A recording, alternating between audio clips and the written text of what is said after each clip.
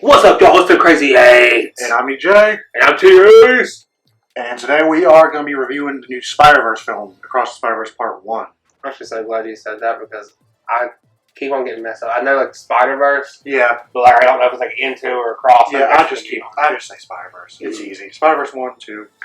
But yeah, the first few minutes we're just going to be doing like non-spoiler stuff, talking about the animation, the music, and different parts of the movie. They're all transfer over to the more spoiler stuff. Alright, so first off, let's rate it 1 out of 10 first.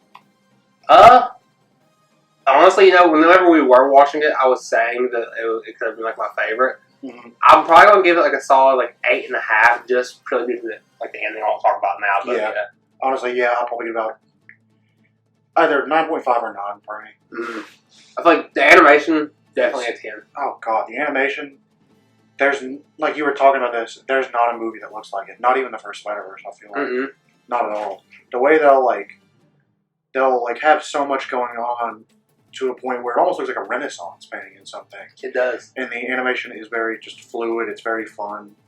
And the way that they work in so many different like art styles of Spider-Man, even some live action just scenes. It's really cool. It all like fits like really well, doesn't seem out of place. No, because it's never like, I like the fact that they don't bring it up. They're like, oh, like they're not like say, oh, you look different than me. You're live action. I'm cartoon. They don't have to say that because it's just kind of something you get. And I'm glad they don't call a bunch of attention to it because I don't know. I think it's really cool. Yeah. Also, this movie, like, it looked even crazier. I mean, I had to go back and rewatch that Into the Spider-Verse, the first one. It looked even crazier than the first one to me, just for the fact of, like, the scale of what they were covering, showing so many different, like, people, so many different, like, universes. It was just, like, really crazy, really, like, groundbreaking, it felt like. Yeah, because it's probably the biggest Spider-Man story told in, like, movies. Definitely. Because No Way Home was big, but this is just a different level. Yeah. And I like that they're not just staying in New York. Because Spider-Man's from New York. I feel like that's definitely like his default setting. But with doing Spider-Verse stuff, I really like it. Yeah, it's because I really like how they showed like the differences between them. What's up, Lizzo? How do you feel about like the soundtrack compare this with like the last movie? Honestly, I think the first one's definitely better. Yeah, I agree. Just because I feel like there's not as much going on in this one. I feel like it's a bit more of like a classic soundtrack instead of like a lot more like outside music. I agree. She is not going to say no. So, what do you think of the music and stuff? Like I fully agree. If I think the first one had, I don't want to say better. I mean, I'll have to listen to the album of this one like fully, but like probably just due to the fact where I've listened to the first one more. I feel like there's a lot more like standout songs from that. Yeah, like What's Up Danger. It's like a banger to this day. It's in my playlist. Sunflower. Sunflower's amazing. But like, I just don't feel like there's a song like this for this one. I feel like they're just not focusing on it on it as much. Yeah. That's not to say the music isn't great though. I agree. Because I'm not gonna say it's like super groundbreaking, but it sounds really good in the moment. It brings back a lot of cues from the first one. It is really good. Also, I think they handled like time progression really well. Yeah, I like how it's kind of weird because like the first Spider-Verse came out like 2018. Yeah, right? I think so. They say it's like, this isn't like a spoiler. They say it's like a year after the first one, right? Okay, yeah, like a year and 3 months. Yeah. So I really like how they show that, and like they actually have progression for these characters. They're not the same ones as we saw in last. They've definitely had growth, not only that we see on screen and that we don't see on screen. It's like also just like it's like just like natural growth doesn't even really need to be said. It's like growth that would happen like just like maturing. Yeah, just growing up, just getting older. I mean, you definitely see it like with Miles. He carries like more like swag to him in a way. Just like due to him like being like a little bit older and just kind of like growing more into like himself. He honestly like the body language kind of reminded me of his uncle in the first one. Yeah, I agree. And I think that's super cool. Ooh, and with that, let's get to the spoiler territory. So if you haven't watched the movie yet, you can stop it right here. Or I mean, if you'd like to continue, you can feel free to. What was like the craziest moment to you in the entire film? Honestly, the one that I got like goosebumps in was when they realized Miles wasn't in his dimension. He was in that new place that like where there was no Spider-Man, and he was Earth 42. Earth 42, yeah. And like that was just like while there were really other amazing points in the movie, that gave me goosebumps. That made me really just sit down and say, "Oh shit." Yeah, the build up to it was really, really well done. Like the coloring, the music was like kind of subtle, wasn't really too heavy. And I love the way they did that reveal with like Gwen outside the window, and then once that like she finally goes in, or once other people show up for Miles, she goes in his room and it's empty. Yeah. Whereas you see him there in the other scene. It's so cool. I love the way they did that. And also, I really like them bringing his uncle back and doing like the twist of like this version of Miles kind of like went the route with his uncle. Yeah, the Prowler. Honestly, I feel like that reminds me of another comic. I don't know if it's a comic or maybe I'm just making this up. But I feel like that something similar may have happened in the comics. They may have went like that. Miles may have met like a version of him that had become the Prowler, but I might be wrong. Yeah, I mean maybe we were talking about the Salim thing a lot, and this just like the little screen time they showed surpasses what the comics did with that Salim character. Salim just kind of came out of nowhere. Wasn't doing much. It was just kind of evil Miles for the sake of being evil Miles. Yeah, the design of the Prowler suit in this was so dope. Like the swords on the back, the swords, the gauntlet, the Jordans. What do you think of like seeing like the Spiderverse, that kind of like area? I don't know what they call it, like the HQ basically. I really liked it. I love seeing all the different Spider-Men, and like there's ones in there that are probably like original characters even that like haven't been seen before. And I really just I enjoyed it a lot. Out of the different versions, which one like stood out to you most? This one. Out of this one? Yeah. Honestly, from a design-wise only, is Spider-Punk Kobe Brown. Yeah. The way that like he looks like pasted pieces of posters on the wall. I think the colors kept changing on them and stuff. Man. Yeah, like from going to that like grayscale to almost yellow. What do you think of Miguel O'Hara? A dog. A dog. The fight scene between him and Miles was amazing. Dude, he was just going forward. Like, he was just not giving up. I thought there was a lot of hypocrisy in his character, though. A lot. And I'm really excited to see where they bring it with the next movie. Because, well, they just kind of forgot about him. Not forgot about him, but, like, the story ended before they could get to it. Yeah, I had to move along. And also, with that, that's what I was to segue to the next part of this review. Exactly. What did you find was bad about the movie? Not anything like too bad. I mean, if it's too bad, still. But I'm honestly trying to think. Really, just kind of the ending, and it was just kind of sudden. But it's still definitely. It's not like it's like a unsatisfying ending in a way. It kind of is, but it's definitely more. Just feels like there's more of the story that needs to be told, and we just don't have it yet.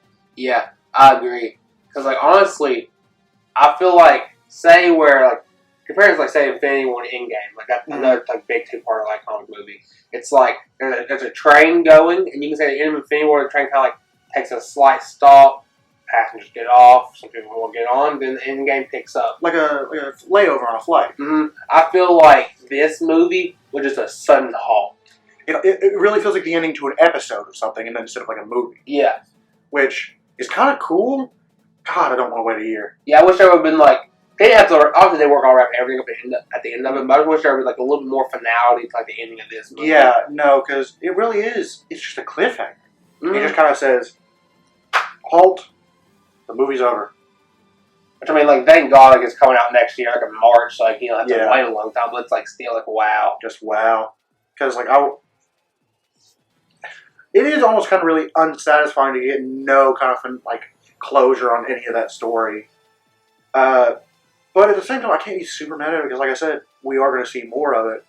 And maybe that'll make that ending a little bit better, but for what I have now. Sure, I think it's a bad ending. I just feel like it could have been done better just because, like, maybe, I don't know.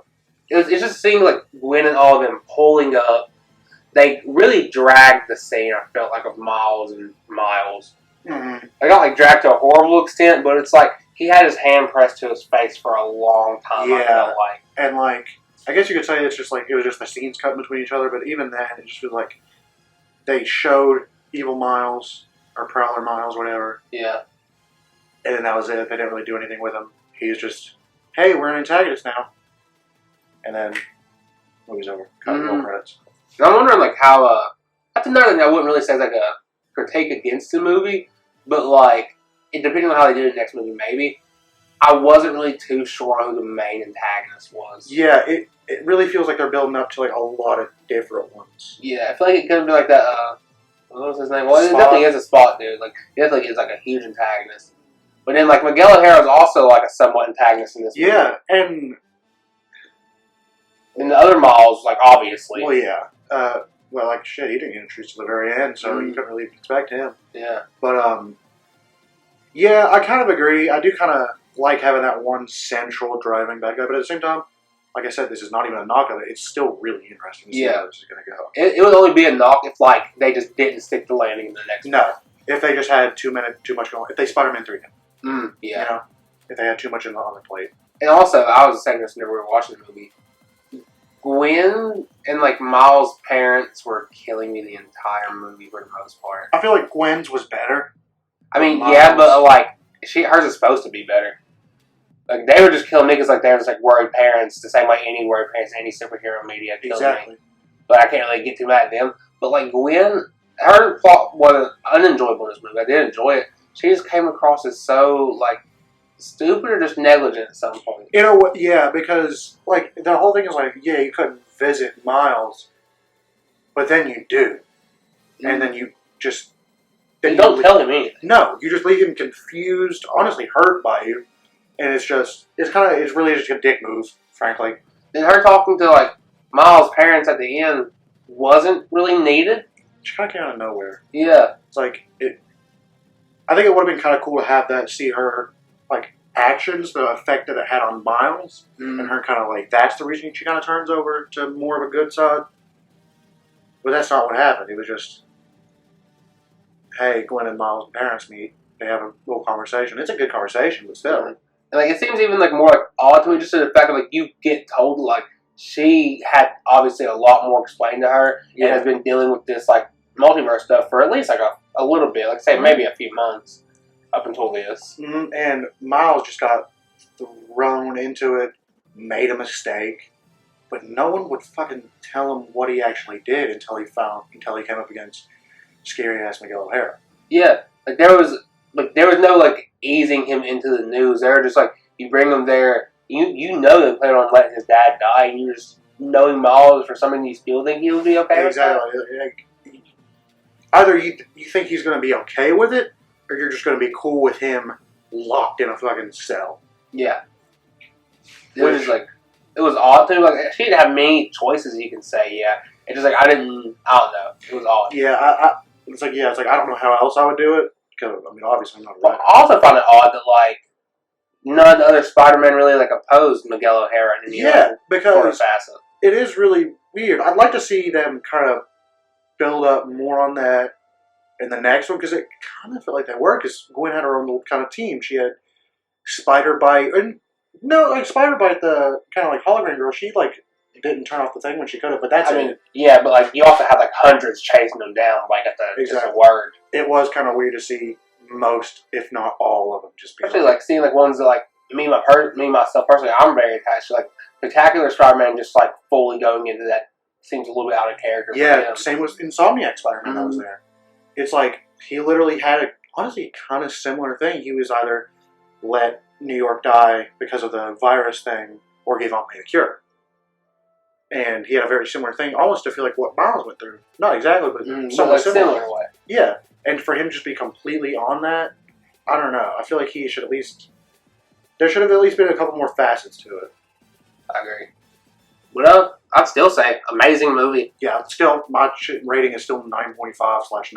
Mm-hmm. Amazing. Just for fun, and also my rating still, I'd say about 8.5. Rank the recent, like, movies. I'll say from the first Tom Holland movie, Far From Homecoming, to now, rank those. Don't want to go too far back, because that could be a whole separate video for itself. That would. But, man, that's actually pretty hard.